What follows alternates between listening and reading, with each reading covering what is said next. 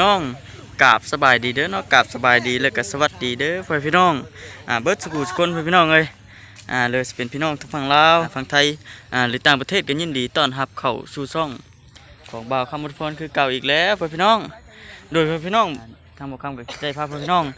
มาต่อจากคลิปก่อนพ่อพี่น้องเลยสิยกเสาขึ้นบัดพ่อพี่น้องเลยไปเบิ่งไปชมกันพ่อพี่น้องพ่อพี่น้องเลยต่อกันเลยต่อจากคลิปที่แล้วพ่อพี่น้องคลิปนี้ก็คือจะได้ยกเสาตั้งขึ้นบัด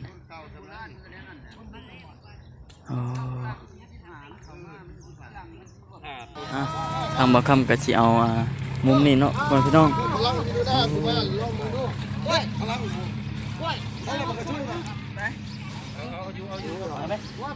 เอาเรื่องสองเด็ดพ่อพี่น้องขึ้นเอาเรื่องสองนักดับเข้าเรื่อยๆเรียนดับเข้าพี่น้องเลยแข่งมือแข่งตีอย่าแข่งคุยแข่งเปิ้ลเสียงกัน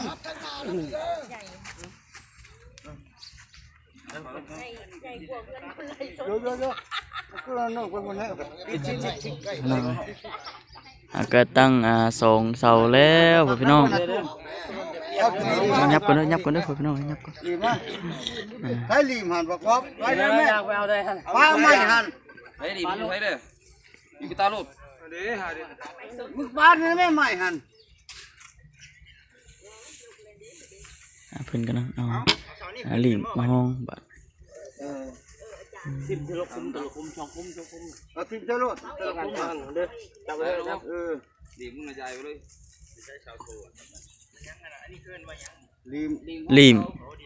ลีมห้องเสาคนไม่ไพ่ให้ลีมนั่นเนาะลีมห้องตีนเสาบ่ให้มันชื่อแล้วบ่ฮะชื่อแล้วบ่บอกว่าลีมห้องตีนเสาพี่น้องเลยชื่อแล้วถูกเสาใดดีบ่ท่านบรรยากาศตอนนั้นหุ่นเสาย่อยุ่งเสาขึ้นเนาะทางข้างกันอยู่ข้างนอกเลยพ่อพี่น้องเลยถ้าหากว่าเข้าไปใกล้กับคิดย่านอยู่พ่อพี่น้องโอ้หลายคนยังดีหลายพี่เคียงใกล้พ่อนะไก่เด้อไก่มาจะมีคนบุญอะไรมีคนนักไปย่อนักเลยมาพี่ขึ้นมันเอียงมาทางปีเด้อแล้วชุบปลาเลยโอเคนั่นเดี๋ยวทำมาฟังฟังพี่เป็นก่อนพี่น้องขึ้นห้องกันนะห้องตีนมันเช้านี่ตีนเช้านี่ไปทางไหนนี่ตีนเช้าบ่เสมอกันหลายอยู่เนาะหลายคนอยู่หลายคนอยู่พี่น้องทยอยมากน้ำกันเธอเล็กหน่อยพี่น้องเลยเนาะทางหน้าพูดทางหน้าพูดเลยเด้อสบายดีเด้อสบายดีได้แล้วทำนั่นเงียงแห้งได้ได้ยินได้ชื่อแล้วเนาะเสียงแล้ววันนี้พี่นะกามาทันอยู่มื้อนี้ว่าถือว่าครบตามมาที่ว่าเป็นร่างไว้เนาะกางเนี่ยได้แล้วว่าถ้าก็มา2คนก็บ่ค้ำเพิ่นแม่ออกมาทั้งบ่เสียงกับบ่ตาเพิ่นน่ะมาน้ำหลังนี่มา2คนกับบ่ค้ำทันอยู่ไปตั้งเป็นเป็น3เสาแล้วพี่น้องเลยแค่นี่ยังอีกแกบวกขางมึงนี่ทั้งใต้นี่ทั้งตีนมึงนี่ไม่ดอกนี่ก็เดินกับห้องกับพุ่นแหละโยกขึ้นมาพี่โยกลงมาใต้พี่โยกเข้าตุ้มคู่ห้องทางกลางไหมทางกลางแกงเลยห้องข้างนี้ห้องอันรูดซ่อนกันนี่ซ่อนดีใส่ขันนี่นะแก้คำไว้มันว่าตีนมันหนักตอกซ้ำใช้คำเล็กกระโบนหน่อยนึงโอ้ยสอดเข่าสิได้นะว่าจะบุยุพอดีแขนมันหนักซื่อนี่นะโอ้ยไม่ได้ล้อมันลบถูกอ่ะนี่บ่เห็ดมันลายหลังเลยตะปูเด้อมึงเล่นเสร็จเด้อออกตะปูเนาะออกเด้อเอาพี่น้องเอ้ยเนาะที่เกี่ยวที่ตรงไหนจะเราไปเหยียบนะได้แต่นั่นจะไปคว้าใช่มันไปประกวดเนาะ เนาะโอ้ยน่ากินเลยบุกขัวรอกเนาะ สี่เนาะบัดนี้เนาะสี่เอาตัวนี้บ่บัด ตัว นี้ นี้บ่พี่น้องเอ้ยเบิ่งบอกกันจะเป็นมุมกล้องให้บ่พี่น้อง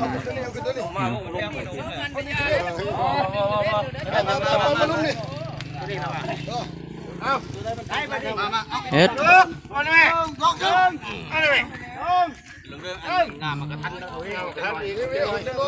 อยากสิจะโจ้นี่พี่น้องเอ้ย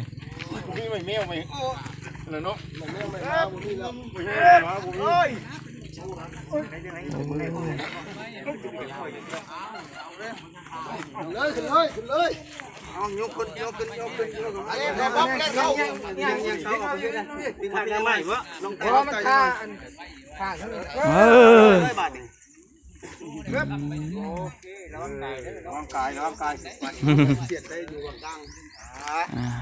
ก็ขึ้นสี่เสาพวกพี่น้องเลยโอ้เป็นเล็กๆน้อย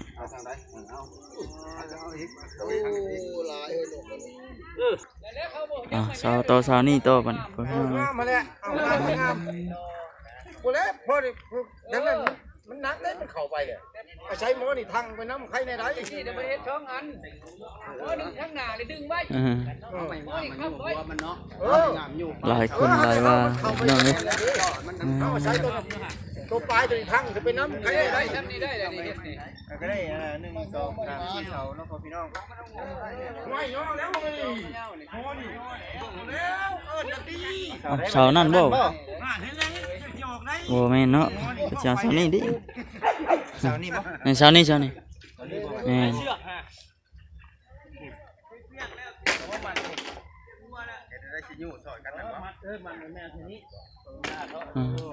บอยบอกเท่าที่คนน้อยดิเอาคนเลยบ่เอาตัวอีกคนบ่ดิ เดี๋ยวเขาเห็นแต่กันแถวนึง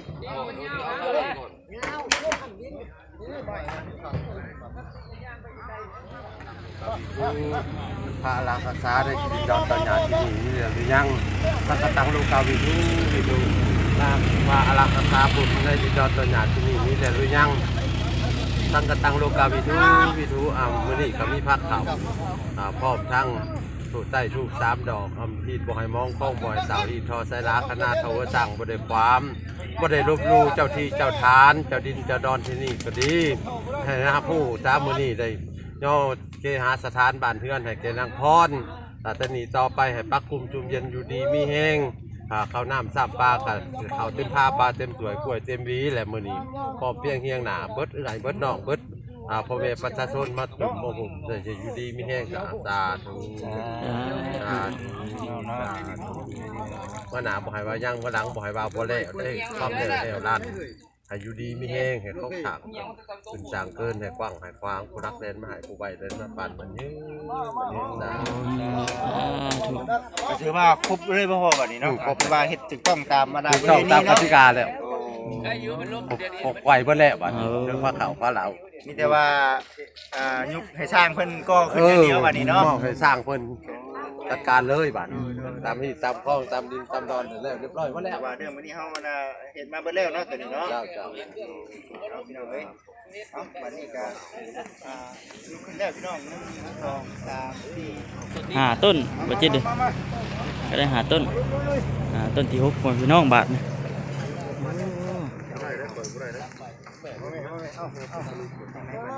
เช้านี้ขึ้นแล้วบัดนี้ ได้บ๊อบจะยืนซึ่งนายบ๊อบยืนซึ่งนายเดี๋ยวพี่มามาคำเนาะลองจับดูมาเห็นไหมอึบเอาเด้อบาทพี่น้อง เข้าเลยช่วยด้วยโอเคมาเบิ่งเด้อช่วยด้วยยังมาเสียนบ่ขาดทุกอย่างจ่ายขาดไป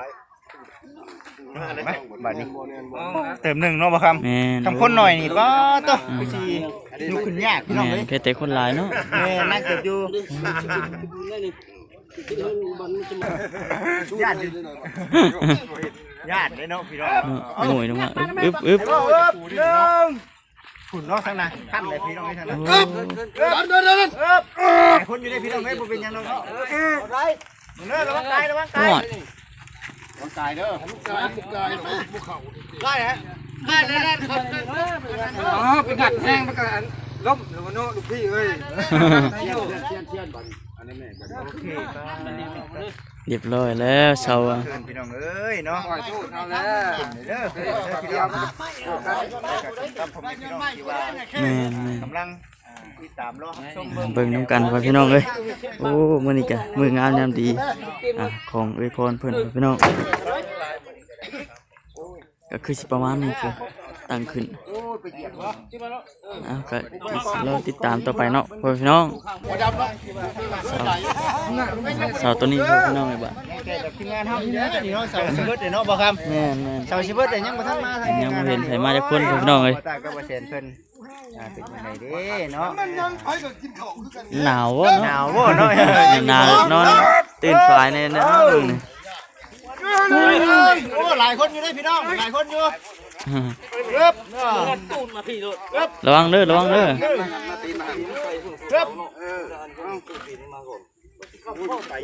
งัดมานี่งัดดึงไปพี่ไม่นะ โอ้ เอาขึ้นมา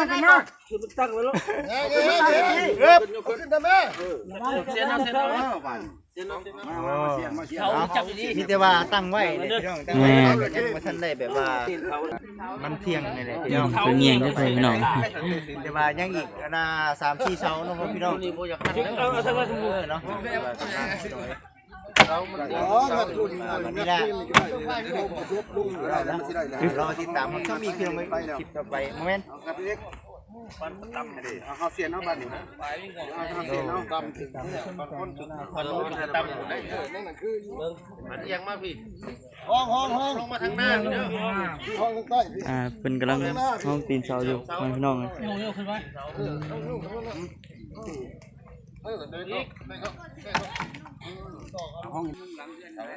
ไปต่อเสานั้นต่อพี่น้องเลยเบิ่งเด้อบ่ะ ข่าวเลยมัน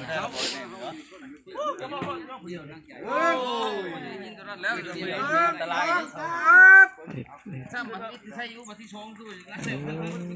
คนอยากจะช่วยกันดึง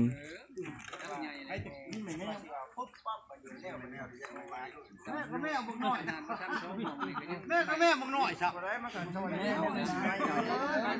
ไม่หมายอยู่จังหน่อยเอาเราแกจะมูเอามาหน่อยเอาข้างหน้ามาย่อไว้นี่ ไปเบิ่ง ไม่รถดิก็มาน้อยนี่ก็ ภาษาบุหาน มาบอกมา คนพาเว้าแม่มึงหน่อย เอาอีมาพี่มาน้อยก็ย่อขึ้นไปท่าเขาดิ เขาอยู่ได้หรือมาด้วยวะ มาน้อยเดี๋ยวได้เลยโอ้ยไปเบิร์ดคนใหญ่รถพวกเยอะกระโดดเขาน่ะ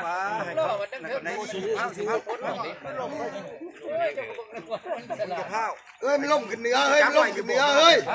มันล่มขึ้นเหนือเออ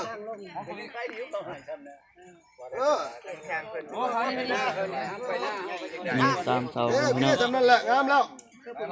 เย้ ไปเกี่ยวตั้งเกี่ยวเขาเทปูนใส่เองเนาะ ผ่านผ่านตีมันมัดเชือกมัดนี่ตีเป็นล่าแล้ว การเขาบอกเขาตั้งกัน มา เขาว่ามันหนักยาตัวนี้ เอาเดินสอง อึ๊บ ไม่แมวไม่มา แมวถ้าไม่แมวไม่เบายังไงไม่มาเนาะ ไม่มาแล้วผมไม่บอก แสนกว่าบาทโอ้แสนกว่าบาทเครื่องของเขาเก็บเป็นเด็กด้วยตุ้มนุ่มแล้วสมบูรณ์เบิดขนาดอันนี้มันน้อยกูเรื่องของเราเรื่องของ ผมมาขยุกแล้วรักษาขยุก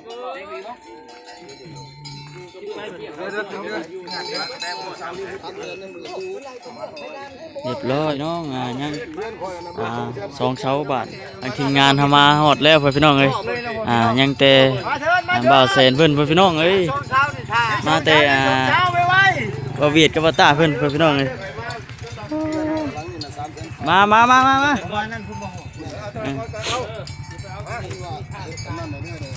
จังใดเนาะสบายดีหนาวบ่ดิเด้หนาวบ่ สบายดีบ่เวียด สบายดีเด้อ มาไว้ยังโศกเศร้านี่มาไว้บ่ทันจำเนาะโอ้ยน่ะบ่แซนมันก็มาเลยพี่น้องเอ้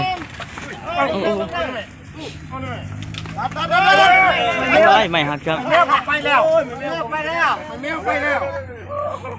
กลายเป็นไม่หมาทันทีเลยมากับมาใหญ่พุ่งมาหน่อยดิมาใหญ่แล้ววะ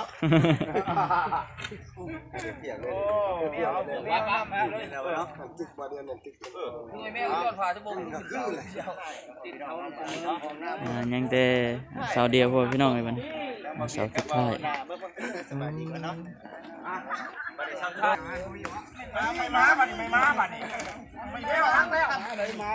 เสาสุดท้ายพอพี่น้องโอ้คือจีประมาณนี้พอพี่น้อง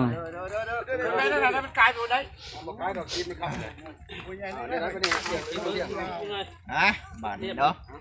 เดี๋ยวพวกข้างที่ไปถ่ายมุ้งไก่ให้พ่อแม่พี่น้องเบิ่งพ่อพี่น้องเลยก็เสร็จชิ้นย่อขึ้นนี่ถือว่าเสร็จชิ้นเรียบร้อยพ่อพี่น้องเสร็จชิ้นเป็นทีหมดแล้วเบิ่งเด้อบ่มุ้งไก่ให้พ่อพี่น้องเบิ่งก่อนแต่ว่าเพิ่นก็ยังบ่ได้เสียนเสาด้วยว่าปรับเสาให้มันตรงกันนะพ่อพี่น้องก็บ่เป็นหยังหรอกเนาะคำว่าคำนี่พ่อพี่น้องเลยก็มีแต่ว่าให้ทางสร้างเพิ่นดำเนินการต่อไปพ่อพี่น้องเลยคำว่าคำหลังจากบ่คำเลาะทายเฮาเพื่อนก็เห็นน้องเพิ่นมาเฮ็ดหยังเด้งงๆเงียบๆอยู่บัดนี้สบายดีน้องหล่ะสบายดีเฮ็ดหยังน้องหล่ะนี่งุ้มหอยบ่เบิ้งอันหอยนะเบิ้งน้ำโอ้หอยยังนี่ล่ะเอาไม่เกิดนะช่วยมันไหลไปเลยเห็นบ่น่ะหน่วยน่ะเอานี่ตายแล้วบ่อ๋อหาเบิ้งน้องล่ะเอาไปแล้วสิเฮ็ดได้กินบาดต้มกินบ่มื้อนี้วันยังมื้อนี้มื้อนี้นะ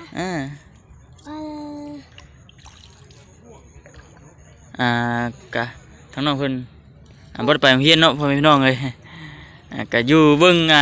เพิ่นมายุกเสาเฮือนบ่น้องล่ะโอ้ดีจังไดดีใจอยู่บ่โอ้ดีใจคักพ่อพี่น้องเอ้ยน้องเพิ่นก็เป็นคนขยันหาเก็บหอยไว้กินแรงเนาะน้องล่ะเนาะเบิ่งอยู่ในนี่กับน้องเก็บมาแล้วบ่เอ้าไล่ไปแล้วมาไล่บ่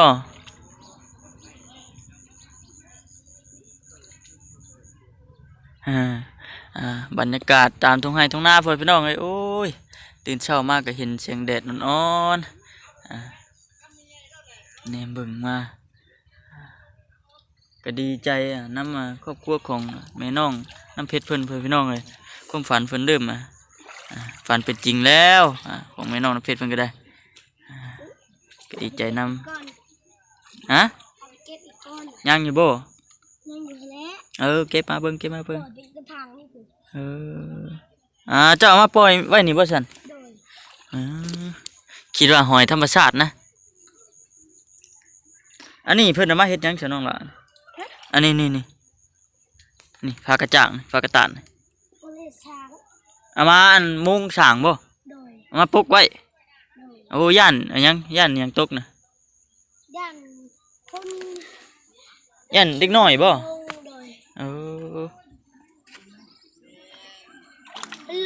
เลิกบ่เลิกกับบ่ลงน้องหล่ะเลิกกับบ่ลงเอาก็คือสิประมาณนี้พ่อพี่น้องทางบ่คำก็คือสิได้ขอตัวจบคลิปได้พ่อพี่น้องเอ้ยก็คือสิประมาณนี้พ่อพี่น้องทางบ่คำก็คือสิได้ขอตัวจบคลิปเพียงเท่านี้พ่อพี่น้องเอ้ยจังใดก็ต้องกราบขอบคุณคุณพ่อพี่น้องที่เข้ามากดติดตามรับชมคลิปของบ่คำแล้วก็บ่ขามโฆษณาของบ่คำเนาะท้ายนี้เนาะบ่คำก็ขอให้พ่อพี่น้องอยู่ดีมีแรงเบิดทุกคนเด้อเนาะปรารถนาสิ่งใดขอให้ได้ดังใจปรารถนาพ่อพี่น้องเอ้ยท้ายนี้เนาะบ่คำก็ขอกล่าวคำว่าสบายดีพ่อพี่น้องบ๊ายบาย